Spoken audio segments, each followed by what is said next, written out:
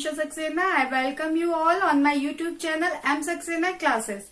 First, I want to thank you for your motivational comments. Today, I have brought a new interesting video for you. Please do like, share and comment just for my further motivation. If you have yet not subscribed my channel, please do subscribe as well as press bell icon so that the notifications of my upcoming videos can reach you immediately.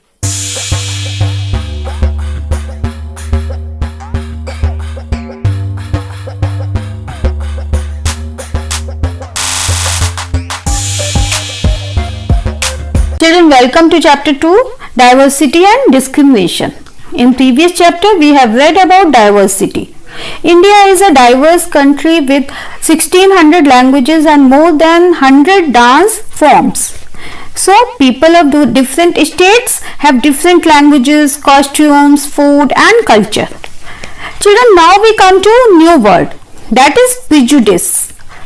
Sometimes, without any solid reason, we can say this person is not good, food and languages of particular state is inferior of our language and food and culture. So, this is prejudice. In a definition, we can say prejudice means to judge people negatively or see them as inferior. I am giving an example of it. People think English speaking people are better than other speakers of other languages. But language is only medium of communication, nothing else. We have also some prejudices about rural and urban people. Those cannot be completely correct. Now we come to next topic, that is stereotype. Children, stereotypes can be on different basis of gender, religion, caste, status, etc. For example, boys are very strong. Strong here we predict as synonym of boys.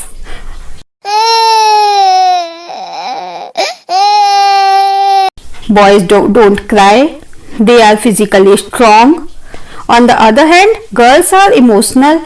They are good at dance and painting. We can say in one word, when we fix people into one image, we create stereotype. Stereotypes stop us from looking at each person as a unique individual with his or her own special qualities and skills that are different from others. Now we come to inequality and discrimination. Discrimination happens when people act on their prejudices and stereotypes. If certain people of society are being stopped from taking part in certain important activities like taking up jobs, stopped from entering the higher institutions, stop them from living the certain places, etc. This is the part of discrimination, means they are not equal in the society. You have heard the story of Samir in previous chapter. The main difference in Samir, Ek and Do is their religion. One was Hindu and other was Muslim. Means this diversity can also be a source of discrimination for them. Other difference of status, one was rich, other was poor. This is also a reason of discrimination. Third difference was language difference, means one can speak English and other only knew simple Hindi. So children, in society these things also become the part of discrimination. If you are poor and going to a branded shop and shopkeeper will not attend you properly, some people may experience both kinds of discrimination. They are poor and they belong to the groups whose culture is not valued, like tribal and other marginalized sections of society. Actually children, in our society, caste is main reason of discrimination. We may say discrimination in Muslim society against girls means they don't send their girls to school, but main reason is this: they are poor and due to poverty they are unable to send their girls to school.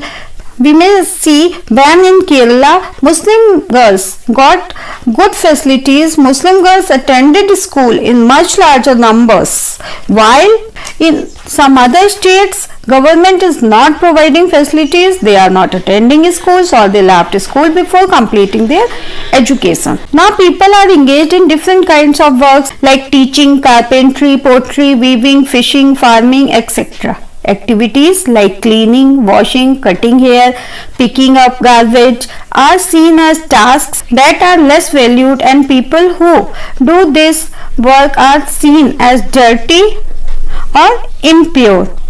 So, there is a difference between upper caste and lower caste. Dalit is a term that people belonging to so-called lower castes use to address themselves. They prefer this word to untouchable. People think that they are black spot of the society. People who are related to lower caste in olden times, they are not allowed to sit to high caste people, they are not allowed to enter in the temple, they are not allowed to take water with the same water tap from the other high caste people are involved. In this context, we can take the example of father of the constitution, Dr. Bhim Rao Ambedkar. Even he was also the part of discrimination because he belongs to Mahar caste. That was the untouchable caste. That time in 1901, when he was just 9 years old, no bullock cart driver was ready to take them to his destination.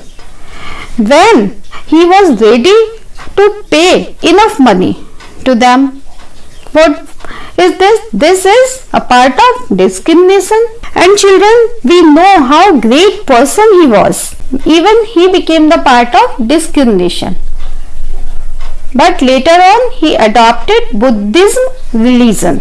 He was also the chairman of drafting committee of our constitution. Later on, he was known as the father of constitution.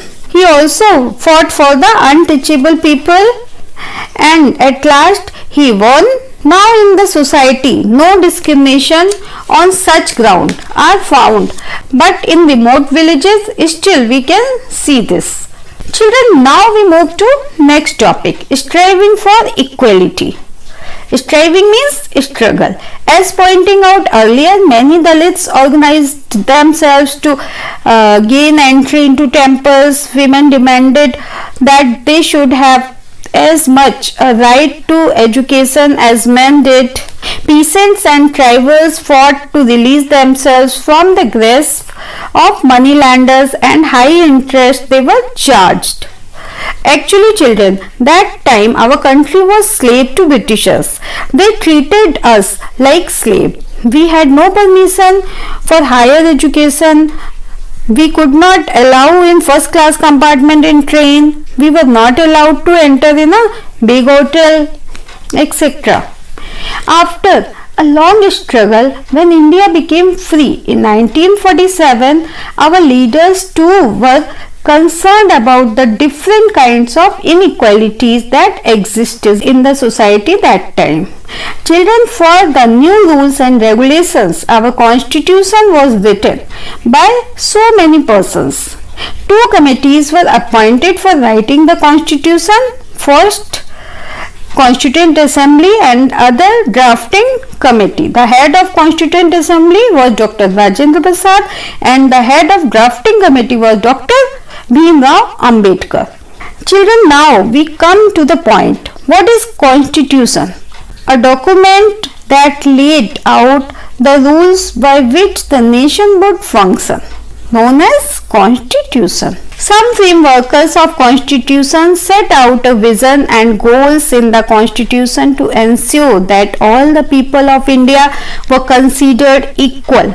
This equality of all persons is seen as the key value that unites us all as Indians. Now everyone has equal rights and opportunities. Untouchability has been legally abolished.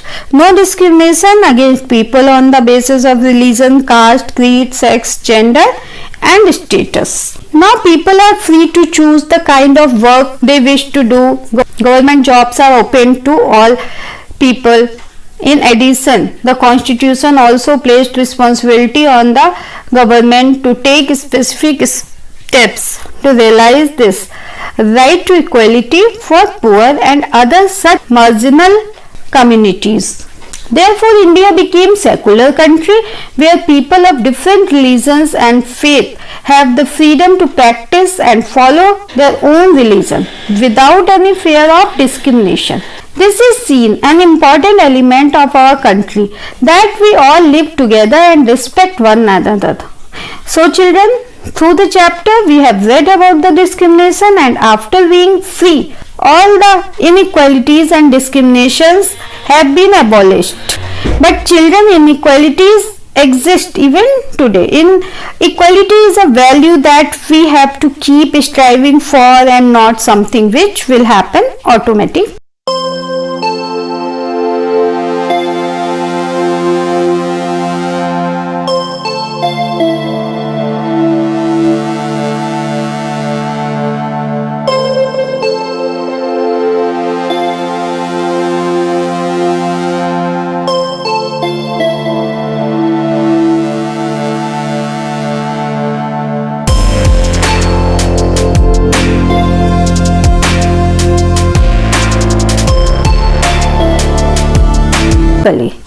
Now children, chapter is over. I hope you find this chapter informative. See you in next video. Till then, goodbye.